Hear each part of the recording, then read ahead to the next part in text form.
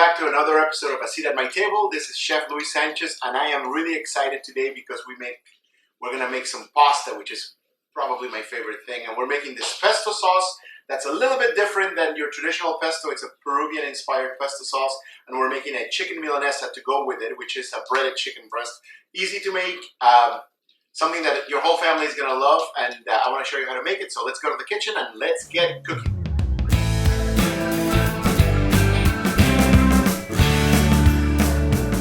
Alright guys, welcome back to our kitchen. Remember, we're making this awesome pasta dish. It's sort of a Latin or Peruvian version of pesto. And in Peru, we make it with, I guess the couple of the big changes to the recipe is that we also put spinach along with the basil. And a lot of places really just do mostly spinach and a little bit of basil. I do about 50-50. And then the cheese, because Parmesan or the real Parmesan is not available and or very expensive in Peru, we sort of change it and adapt it. So we use another cheese called queso fresco, which sometimes is referred to here as farmer's cheese.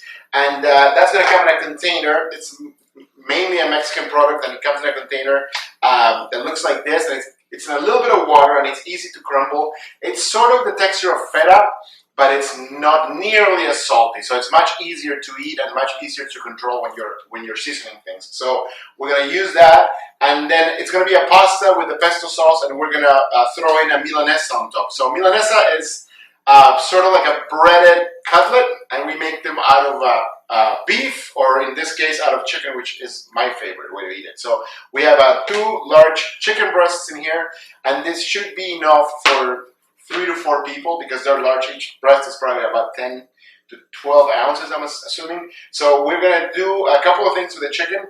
We have it out of the fridge. We already pat it dry. Remember, we don't wash chicken. We just kind of dry it up. Make sure you're getting your chicken from a good quality place. And then we're gonna do a classic dredging of the chicken. We wanna keep it crispy. We wanna bread it, but it's not just breading. So we have a little breading station here. And it's a 3-step process.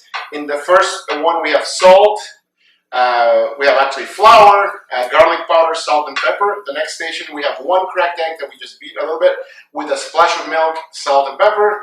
And on the last one, we have breadcrumbs with a little bit of garlic powder, salt, and pepper. So the idea here is we're going to start with the chicken on the flour, dust it, then we go into the wet ingredient with our left hand. So I'm right-handed, so I'm going to do the dry ones with my right, the wet one with my left. I drop it in here and I switch hands again. And that was going to avoid having those little weird-looking fingers at the end of the process. But it's probably going to happen no matter what. So if we were to leave our chicken like this, it's way too long of a portion. It's going to take 25 minutes to cook. It's going to burn on the outside before it actually cooks. So we're going to portion the chicken, and we're going to do something that we've done before on the chicken picada episode, which is we're going to butterfly the chicken. So hands are nice and clean. My knife is one that I'm comfortable with, and it's sharp. And we're gonna just, I think I explained it last time, like opening a piece of bread or a bagel. So we're gonna go this way on the chicken. And, all right, so now we're ready to butterfly our chicken. We're gonna just grab it with our clean hands, put it on our cutting board, and remember, we're gonna do this kind of motion. I put my hand on top. It keeps the chicken kind of locked into place, and it kind of helps me guide my knife. So we got 2 pieces out of that one. And then we're going to get 2 larger pieces out of this one. So I kind of flatten it a little bit. And the same technique, I'm opening a piece of bread. I'm about to make a sandwich, but now I'm just cutting my chicken all the way open like that. So we have 4 pieces of chicken. And this, once again, should be good for 4 meals at least. So now we have our stations right here. I'm going to get a little spoon. And I'm just going to mix the flour with the garlic and the salt and pepper. And this one I had already mixed. And you want to make sure you shake it a little bit so it's even on the plate. And then we're going to do our thing. Remember, left side, dry, right, I'm left-handed, so we always get that confused. This is going to be my dry hand, and this is my right dry hand. So I'm going to go in here on both sides. And I'm pressing down a little bit. But I'm doing it a few times. You don't want to see any part that didn't get the flour, because the flour is going to help the egg attach to it. So then we do a little shake, and then we put it onto the egg wash. Remember, that's egg and a little bit of milk. And then I'm going to switch hands to the wet hand. So I go in there and I'm going to pick it up and flip it. And then pick it up. And we do the same thing that we did with the flour, which is shake the excess. Shake, shake, shake. And then this is going to go into our breadcrumbs. And then this hand is the wet hand, this hand is the dry hand. We do the same thing.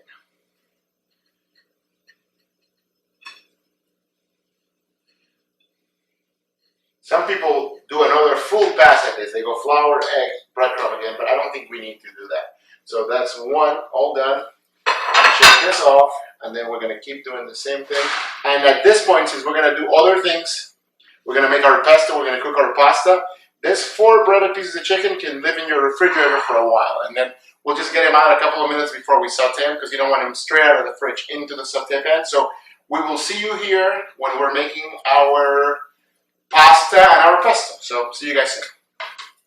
All right, so we're back in the kitchen now. Remember, this is Peruvian Pesto Day. So what makes this different as well, along with the fact that we use that farmers or queso fresco cheese, and then we also use spinach in it, is that it has onions in it, but they're not raw. I like adding them sautéed. So here we have a pan, and in this pan, we're going to work everything in there. So first we're going to cook our onions, we're going to cool them down, and then we're going to make our pesto with that. And then in the same pan, we're going to do our chicken, or brown our chicken, cook our chicken. Then the chicken comes out, and in the same pan, we're going to mix our pesto with our pasta. Our pasta is a fettuccine, and we have it cooked back here already waiting for us. So we're going to add some oil. About a tablespoon of oil, and we're going to add, this is a small white onion, I just sliced it, and then we're going to cook it. It's going to take about 3 to 5 minutes. It's going to be, I'm not really looking to get any color out of it. I'm just want to cook it so it's nice and soft, and has that sauteed onion flavor that I love. It's not as strong as a regular onion. So we will see you back in the kitchen where we're going to make our pesto, and we'll have our onions already cooked. And they're going to be cooled down so we can blend our sauce.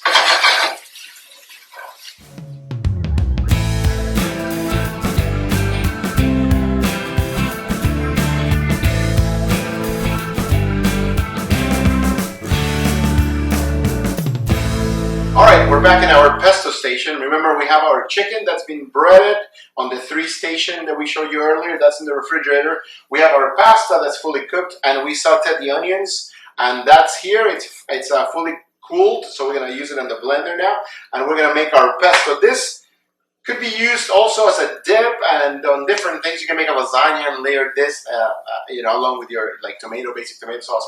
And then the only thing that's left for us to do before we put things in the blender is to crumble the farmer's cheese a little bit. So I wanted to show you how easy that is. And it's just basically, you're just going to break it down a little bit.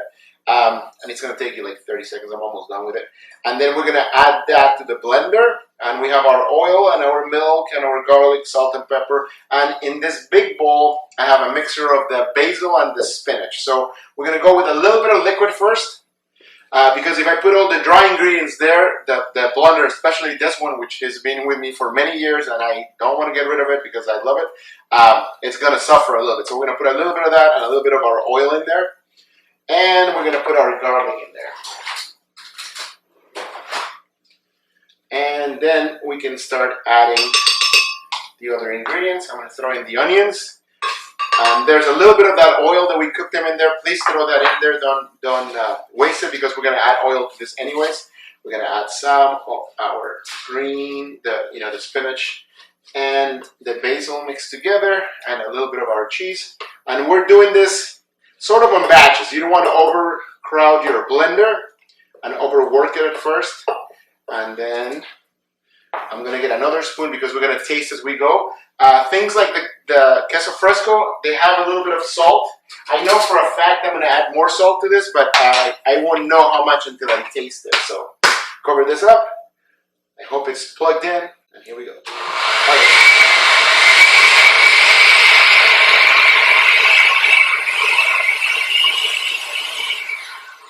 So you see how the blender's suffering a little bit. That's okay. Just make sure you turn it off, and we're going to add some more liquid to it. You have to kind of help it do its thing. So we're going to add the milk, and we're going to add a little more oil, and then I'm going to go in there with a spatula. I wanted to show you this because this is going to happen to you sometimes at home, and then there's nothing wrong with your blender. It's just that it didn't catch where it needed to. And I could probably, if you had a more powerful blender than I do, this might not happen as much, but I can just aid it a little bit by moving it around.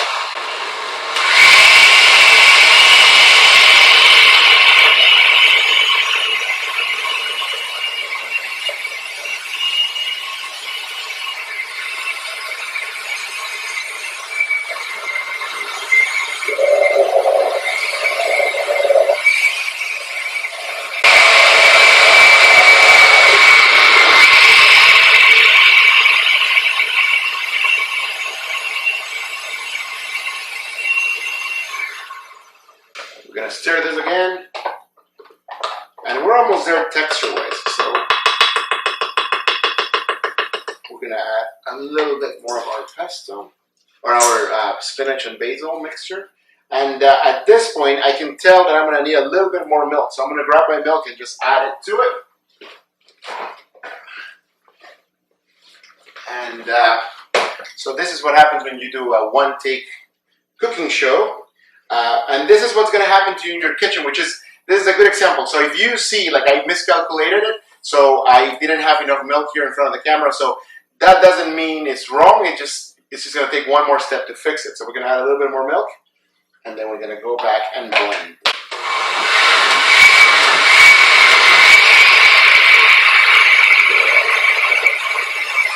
Now we add more cheese.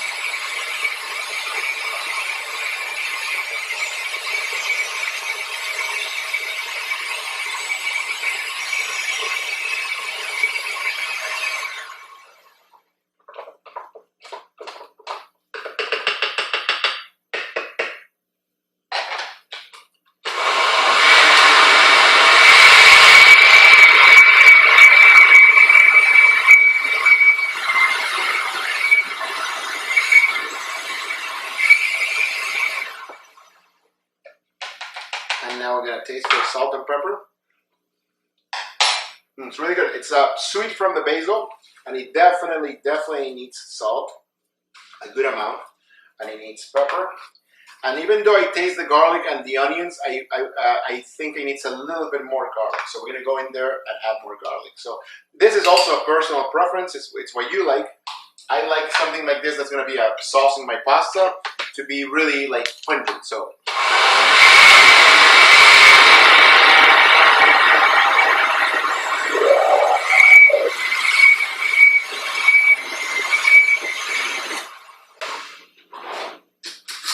we're going to give it another taste.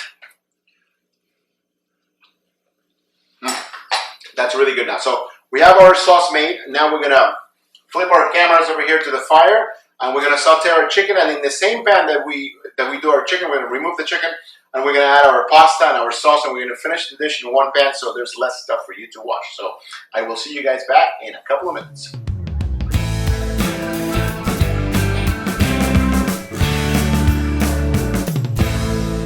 Alright everyone, we're cooking our chicken. Our chicken just came, this is the chicken that we breaded, and we're going to saute it in a little bit of oil. This is the same pan that we use for the onions. I just gave it a little quick wipe. We're going to add a couple of tablespoons of oil. I have the fire on, so it's going to take maybe another 20-30 seconds to heat up. And remember, this part is important. Do not add cold chicken to a cold pan because it's going to stick. And eventually it's going to start stewing. So you want to do what we've shown you a few times already. You want to put your hand on top of it and see if you can hold it for 10 seconds or more. That means it's not quite there yet. Or you can always use a tiny, teeny drop of water or a little bit of the breadcrumb that you have left over, and then toss it into the oil and see if it kind of sizzles. But we're almost there, and you want to hear a good sound when you put your chicken down. We're not looking to make it dark brown, but we do want a little bit of color, and that's going to happen because of the breadcrumbs and the way that we breaded the chicken. So I think we're almost there. As always, don't be afraid of the fire or the pan. So you don't ever want to throw things up from up high. You kind of just want to make sure the oil is good and spread it in there, and then drop it easy. So we have 4 pieces of chicken, so we're going to do 2 at a time. You don't want to try to put all 4 and save time, because that's also going to cool down your pan, and then you're going to end up with not crispy chicken, but more stewy, chicken, which is probably delicious in another recipe, but not for this one. So cool. This should take about 3 minutes per side, 4 minutes per side, depending on how big of a chicken breast you have. And I'm gonna kind of keep doing this and show you when to turn it and when to check. But one thing to always remember is once you put the chicken down, leave it alone for a little bit. The pan was hot all the way to high, so we're gonna lower it to a medium high or medium and then control it that way. But you don't want to go in here and start shaking things around or picking things up with tongs, because some of the breading is going to come out and then your process is going to, we work so hard to get to this point, we want to make sure we're careful at this point. So we will see you guys back in a little bit.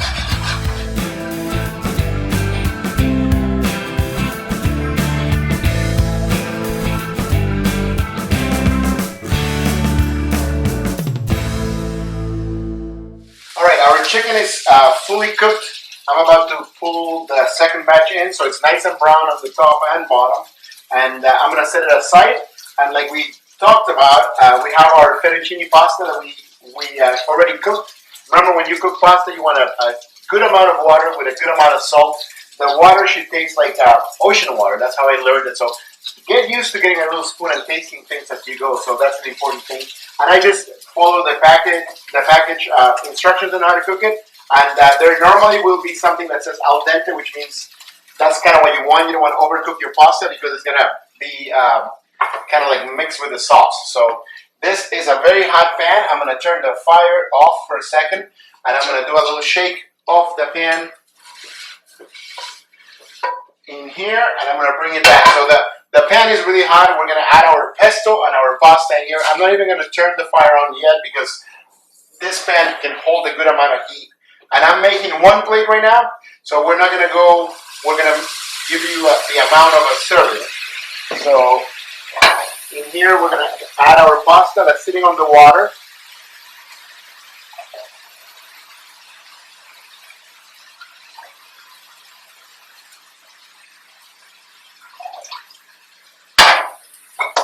And we're going to toss the pasta. I can probably go with a little more pasta.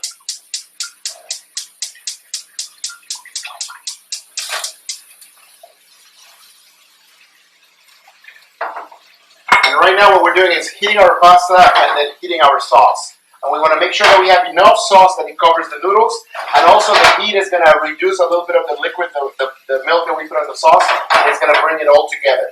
At the end, once we plate, we're going to garnish with a little bit of the queso fresco that we have, that we reserved. And then we're going to top it with our Milanesa, the chicken that we cooked. So I will see you guys back in a couple of minutes or in 30 seconds or whatever it takes us to get over there. And then we'll show you the finished dish. All right, welcome back. This is the happy time of the episode when we put things together. So we have our pasta that we already tossed in our pesto sauce that we made.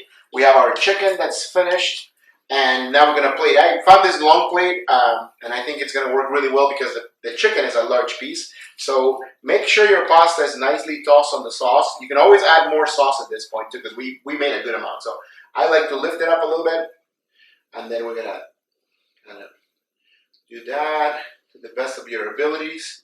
And we're going to go with one more. Cool. That should be more than enough for one person. And then I have my chicken right here. I'm going to move this out of the way so you guys can see what's going on. So we have our pesto pasta. We're going to put our chicken in here. And since I am such a fan of the sauce, I have some extra sauce here. Then I'm just going to spoon on top of it. So you don't really need to heat it up. This is the one that we just blended. So we're going to go and hit the chicken up a little bit with it. And also the pasta with it. And the last thing I have is a little bit of the farmer's cheese, the queso fresco that we have. I'm just going to crumble some right on top. Cool. And I think that's it. I thought I had some basil to decorate, but that's okay. There's a lot of basil in the dish, and it looks great. So we're going to take some pictures so you can see what it looks like, and then I'll see you guys back here so we can taste together. All right, welcome back. Our dish, the Peruvian style pesto with our fettuccine and our breaded chicken Milanesa. The last thing we want to do is taste. This is a hearty dish. This is something that I would probably do on a weekend, and it's it's really like everyone loves it. My kids love it. Grown-ups love it. If you want to do it where it's gluten-free, you can do it with rice flour, gluten-free breadcrumbs, and you can use different types of pasta that are really available out there. You can even make it dairy-free if you use oat milk. Has been something that I've replaced on recipes that call for milk, and it has a little bit more of a body, so it really works well together. Or you can make it this way, which is great too. So I want to cut a little bit of the chicken. And the sauce is so good. I think the spinach makes it a little bit less, not that basil is bitter, but it could be a little bit bitter sometimes. So I'm going to get the chicken first. It's nice and crunchy still. It's really good. I know I'm probably not supposed to cut pasta, but it makes it easier to taste on camera, especially when you have a goatee. So, yeah, it's really good. It's refreshing. It's fresh. It's doesn't feel as guilty as a heavy sauce, and it's something that if you have it in the refrigerator, it should be good for a good week. If not, just put it in containers and you can freeze it and get it out the day before and just make it. You can make a pizza with this. You can do different things with it. So I think even if you just like seared a piece of fish and just put some of this on top, or grilled veggies, it would be great too. So one more thing for you guys to try to make it home and share your thoughts and share your experiences. And once again, thank you again for joining us here at Seat at My Table. I am Chef Luis Sanchez, and we hope to see you guys here next week. Thank you.